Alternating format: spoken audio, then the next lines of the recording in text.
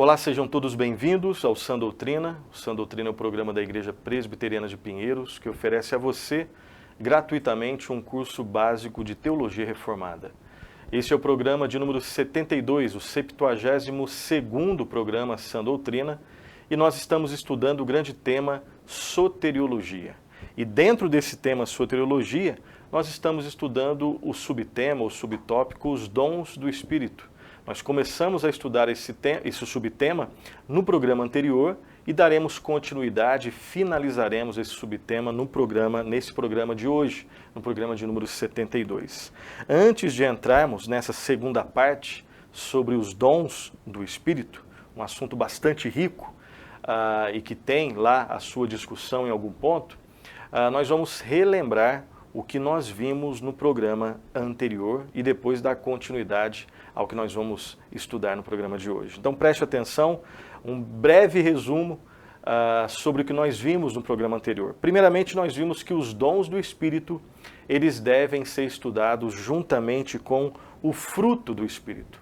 Os dons do Espírito e o fruto do Espírito são temas que devem ser estudados de forma conjunta e nunca separadamente. Então, os dons, eles foram dados por Deus para serem exercitados juntamente com o fruto do Espírito Santo. Sempre vai ser algo estranho quando isso não ocorre, ok? Então, quando existe, teoricamente, um dom sendo exercitado sem o fruto do Espírito, então você tem orgulho, você tem vaidade, você tem uma distorção.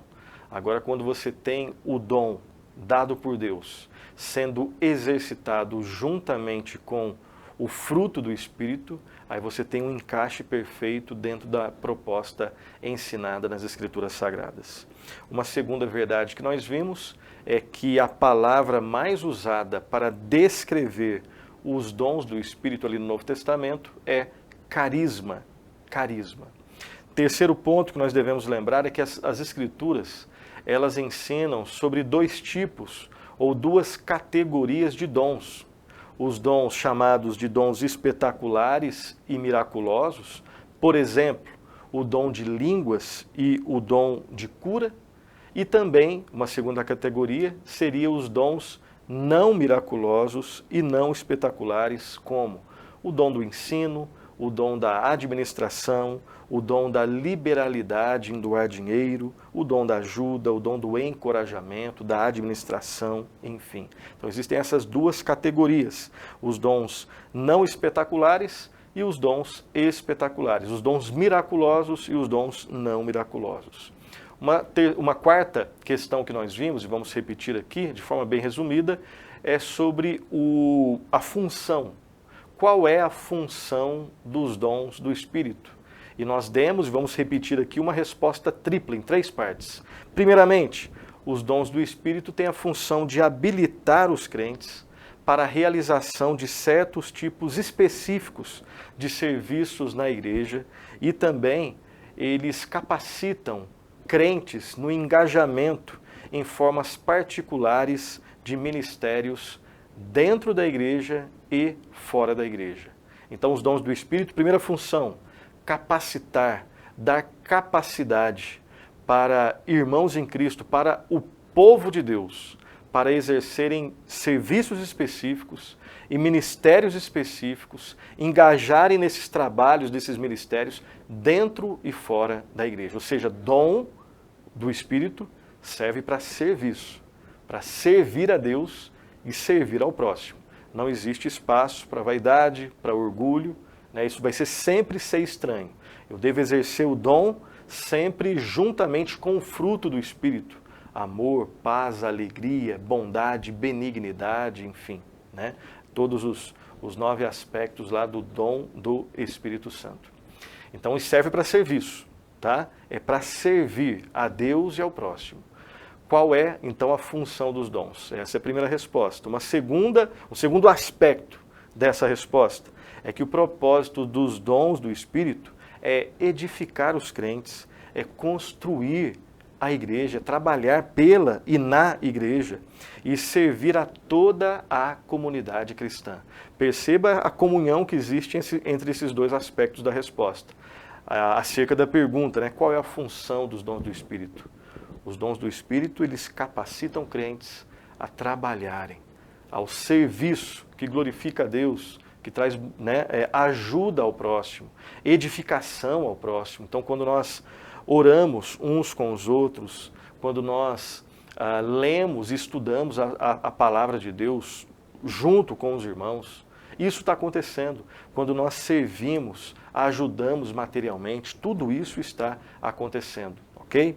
E o terceiro aspecto dessa resposta, acerca da pergunta qual é a função dos dons do Espírito, além de tudo que nós falamos, em último lugar, lembremos que existe sim um propósito missionário explícito nos dons do Espírito, que basicamente é levar aos incrédulos a mensagem salvadora. Levar aos incrédulos o conhecimento salvador, do Salvador Jesus Cristo. Além disso, também fortalecer os novos convertidos e capacitar os irmãos em Cristo, capacitar a igreja do Senhor Jesus Cristo a cumprir a grande comissão, a testemunhar sobre o Senhor Jesus Cristo. Nós sabemos, né, que nós somos salvos também para propagar a salvação que existe no nosso Salvador, naquele que nos salvou. Então esses seriam os três aspectos da resposta acerca da pergunta qual é a função dos dons do Espírito. E nós vimos também, em último lugar, e aqui já começando a entrar na aula de hoje, nós vimos as diferentes visões ou opiniões que existem, de forma resumida, obviamente, as diferentes visões ou as diferentes opiniões sobre os dons do Espírito. E nós começamos falando que todos os teólogos cristãos, eles concordam que os dons não miraculosos, né, o dom relacionado ao ensino, à misericórdia, o dom relacionado à administração, à doação financeira, todos esses dons não miraculosos, eles estavam e continuam presentes na igreja em nossos dias. Não há discussão sobre isso. Nenhum teólogo sério discute sobre isso, seja de qualquer tradição cristã. Agora, sobre ou quanto aos dons miraculosos, aí existe sim um debate. Basicamente, existem teólogos, principalmente os nossos irmãos de linha pentecostal, basicamente, e também teólogos de linha neopentecostal em algum aspecto.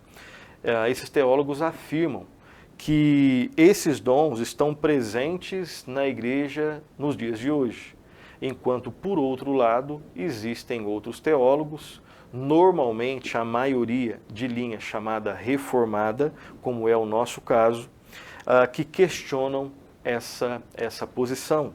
E como nós devemos entender essa questão? Em primeiro lugar, lembremos que, e nós vimos isso de forma mais detalhada no programa anterior, dúvidas sobre isso, busque lá o nosso programa de número 71, nós vimos que não se pode provar de forma conclusiva que os dons miraculosos, eles estejam presentes na igreja nos dias de hoje. Provar de forma conclusiva não é possível. Agora, com isso, nós não estamos afirmando definitivamente que não existe milagre. Obviamente, e os teólogos reformados acreditam, obviamente, né? Óbvio que existe milagre. Deus continua fazendo milagres. Então, a questão sobre os milagres é um outro assunto, que nós estamos falando aqui especificamente quanto aos dons miraculosos. Eles devem ser procurados e buscados nos dias de hoje. Não existe prova conclusiva que aponte nesse sentido. E um ponto muito importante é que o nosso argumento, ele se baseia em dois pontos que sugerem fortemente que os dons miraculosos, como os dons de cura e o dom de falar em línguas, eles não devem mais ser procurados na igreja atual. Então esse é o argumento. né, esse é o argumento. Ele se baseia em 2 pontos. Primeiro ponto nós vimos no programa anterior e o segundo ponto nesse programa. Basicamente é isso. Então, qual é o primeiro ponto que sustenta o argumento de que os dons miraculosos, como o dom de cura e o dom de línguas, né, de falar em línguas, eles não devem ser buscados e procurados nos dias de hoje? Primeiro argumento, que nós vimos no programa anterior, vou só repetir aqui, é que algumas passagens do Novo Testamento associam de forma específica os dons miraculosos do Espírito com o trabalho dos apóstolos, enquanto a fundação ou as fundações da igreja cristã estavam sendo lançadas. Ou numa outra linguagem, esses dons, os dons miraculosos, eles estão inseridos num contexto específico da fundação da igreja. A igreja estava nascendo e numa necessidade específica, que é a fundação da igreja cristã. Então eram dons que existiam, obviamente, mas nesse contexto específico. E nós vimos as passagens lá no programa anterior.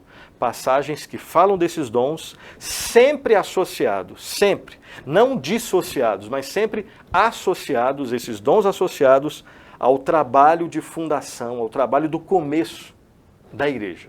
Esse é o nosso primeiro ponto que sustenta o nosso argumento que os dons miraculosos não devem ser buscados nos dias de hoje. No programa de hoje, então, né, e agora entrando oficialmente, nós apresentaremos o segundo ponto que sustenta esse argumento, o argumento de que os dons miraculosos não devem ser procurados na igreja atual. O segundo argumento, basicamente, é o seguinte: não existe, vai ser projetado aí para você, não existe nenhuma instrução no Novo Testamento sobre se a igreja deve continuar manifestando os dons miraculosos do Espírito.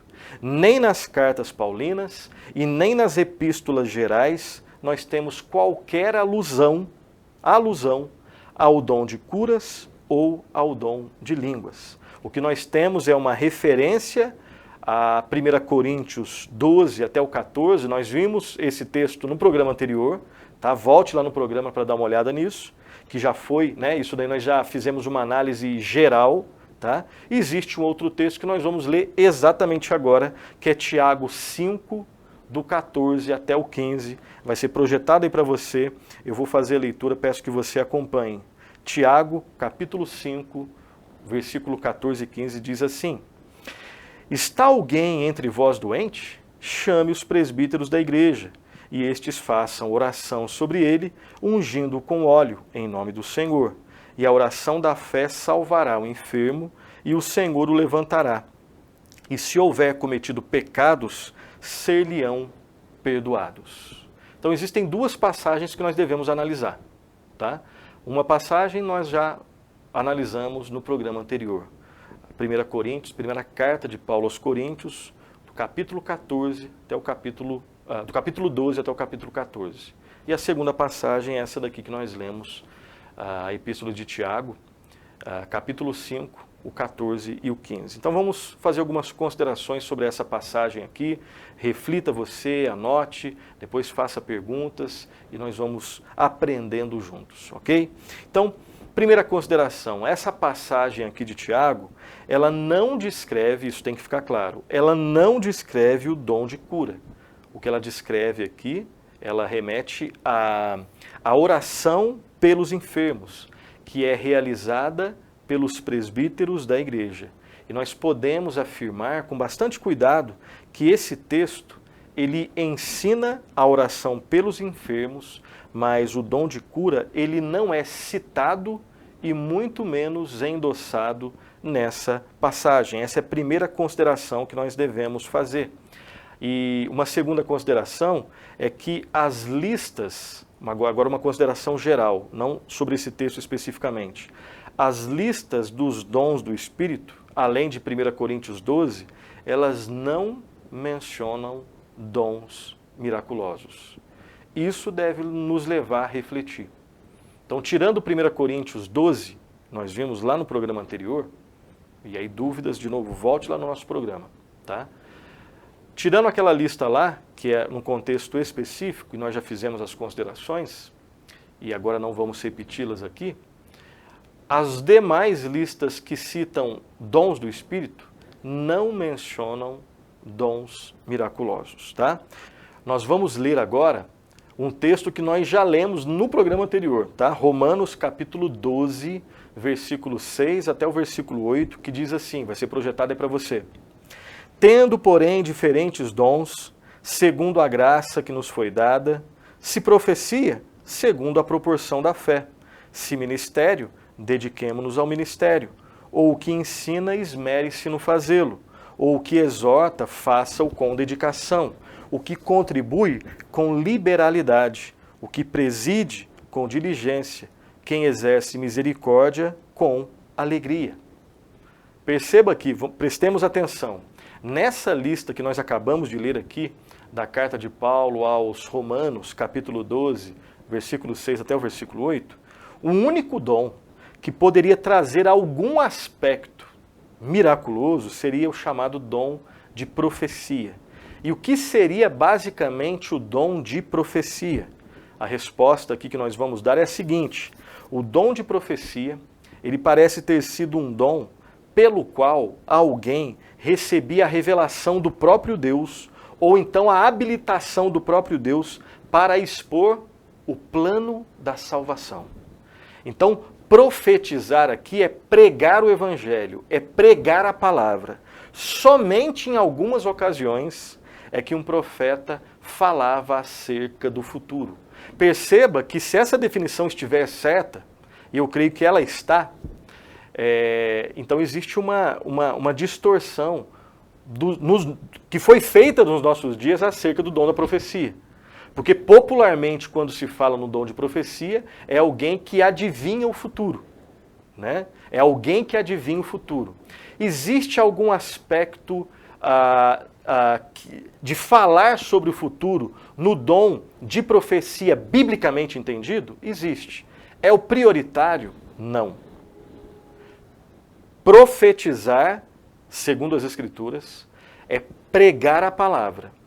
Fundamentalmente, essencialmente, é pregar o evangelho. Como nós lemos aqui, é expor, é uma capacitação que vem do próprio Deus para expor o plano da salvação, que nos leva até o Salvador Jesus Cristo. Somente em alguns casos é que também incluía falar acerca do futuro. E de uma maneira bem cuidadosa, bem específica, muito diferente do que é falado nos dias de hoje. Ok? Vamos ler agora um outro texto paulino também, que fala sobre o dom de profecia e da superioridade do dom de profecia em relação a outros dons. Então, primeira carta de Paulo aos Coríntios, capítulo 14, do 1 até o 5, acompanhe a leitura. Preste atenção. Segui o amor e procurai com zelo os dons espirituais, mas principalmente que profetizeis. Pois quem fala em outra língua não fala a homens, senão a Deus, visto que ninguém o entende, e em espírito fala mistérios. Mas o que profetiza, fala aos homens, edificando, exortando e consolando. O que fala em outra língua, a si mesmo se edifica, mas o que profetiza, edifica a igreja.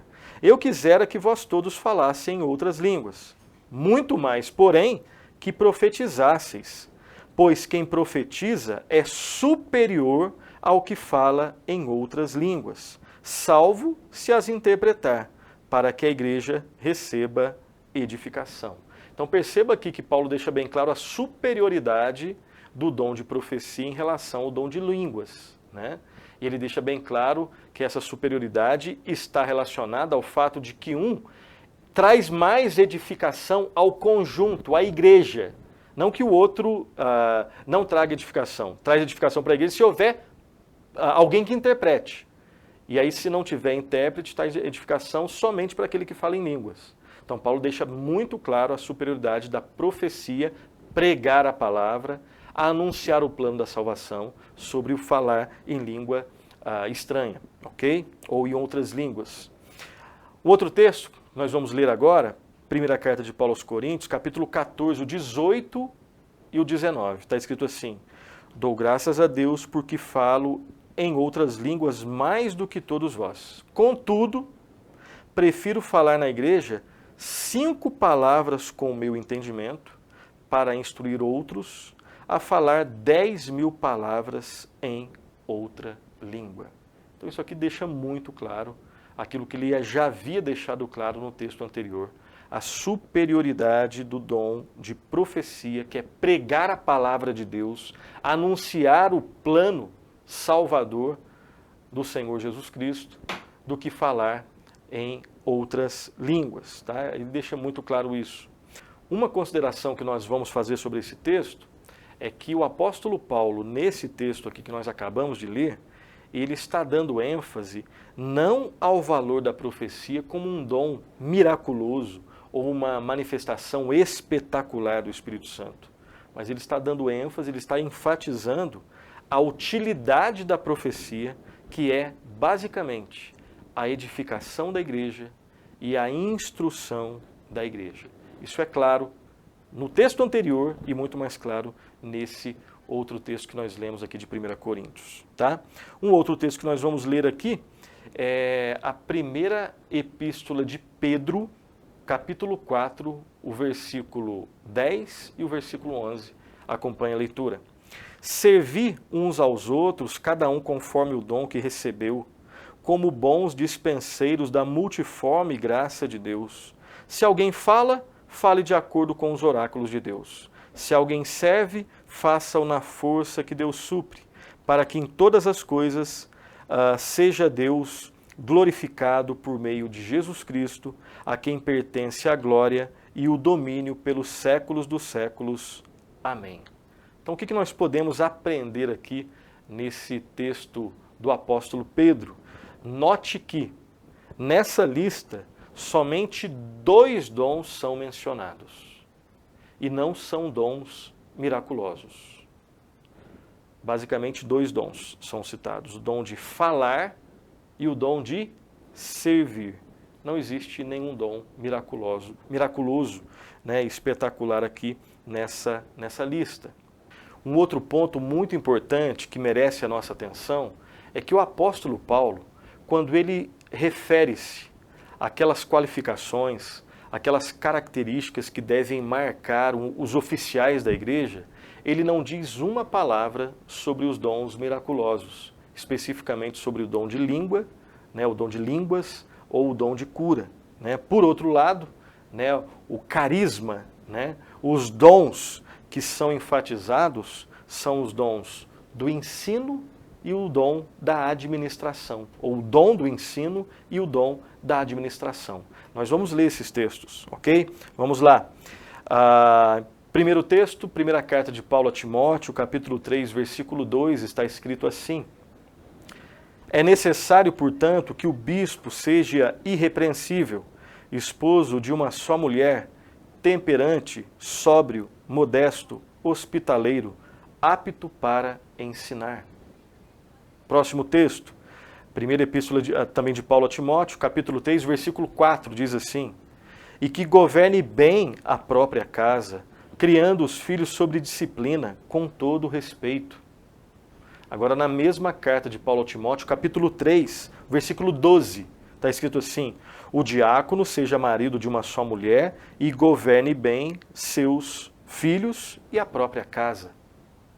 Continuando, ainda em 1 Timóteo, capítulo 5, agora, versículo 17, devem ser considerados merecedores de dobrados honorários os presbíteros que presidem bem, com especialidade os que se afadigam na palavra e no ensino. Perceba que os líderes da igreja devem ter algumas marcas. E essas marcas não estão relacionadas a dons espetaculares ou dons miraculosos, como o dom de cura e nem o dom de línguas. Mas dons chamados aqui nos nossos estudos, né, e também classicamente em vários outros estudos, nós não inventamos isso. Aqui nós estamos utilizando principalmente o livro lá do Anthony Huckman, Salvos pela Graça. E ali ele utiliza esse tipo de nomenclatura, né? Dons miraculosos, espetaculares, e dons não miraculosos e não espetaculares. E os dons enfatizados, os dons exigidos que devem marcar os líderes da igreja são dons relacionados, obviamente, aos dons não miraculosos e não espetaculares. Vamos continuar as nossas leituras aqui. Agora a segunda carta de Paulo a Timóteo, capítulo 2, 24, está escrito assim: Ora, é necessário que o servo do Senhor não viva a contender, e sim deve ser brando para com todos, apto para instruir, paciente. Próximo texto, agora Tito, carta de Paulo a Tito, capítulo 1, versículo 6. Alguém que seja irrepreensível, marido de uma só mulher, que tenha filhos crentes, que não são acusados de dissolução, nem são insubordinados. Ainda em Tito, agora o último texto, Tito capítulo 1, versículo 9, está escrito assim: apegado à palavra fiel, que é segundo a doutrina, de modo que tenha poder tanto para exortar pelo reto ensino, como para convencer os que o contradizem. Então fica muito claro nessa lista aqui, né, a presença da exigência de dons do Espírito. Tudo isso aqui são dons do Espírito. Não é natural no ser humano isso. São dons, graça de Deus, vindas do Espírito Santo.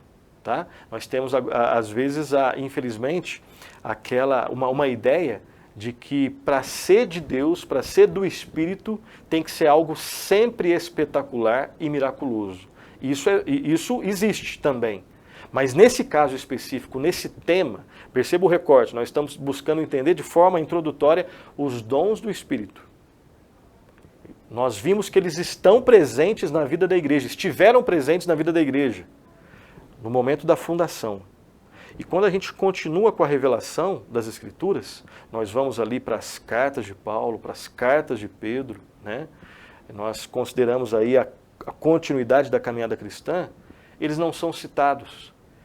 Não existe ordenança clara e nem obscura, né, para que eles sejam buscados ali na igreja. Então o que existe é a presença dos dons não miraculosos e não espetaculares na vida ali do povo de Deus, ok? Então esses basicamente são os dois argumentos que nós utilizamos, os dois pontos que nós citamos aqui e utilizamos para sustentar o argumento, ok? Queremos terminar aqui essa parte com uma frase do Anthony Huckman que diz assim, vai ser projetada aí para você. Ele diz assim: o que Paulo enfatiza como necessário para o bem-estar e crescimento da igreja são os dons não miraculosos, como a habilidade de ensinar e de administrar. E tanto a administração quanto o ensino, é bom frisar, que são dons do Espírito. É o Espírito Santo que conduz todo esse processo de capacitação na vida do povo de Deus. E a pergunta que nós fazemos aqui é: você está compreendendo as ênfases desses textos citados que nós estamos colocando aqui para você? Você está compreendendo a ênfase do ensino bíblico sobre essa questão dos dons do Espírito? Obviamente que esse tema que nós estamos aqui, nós só utilizamos 2 programas para falar sobre esse tema.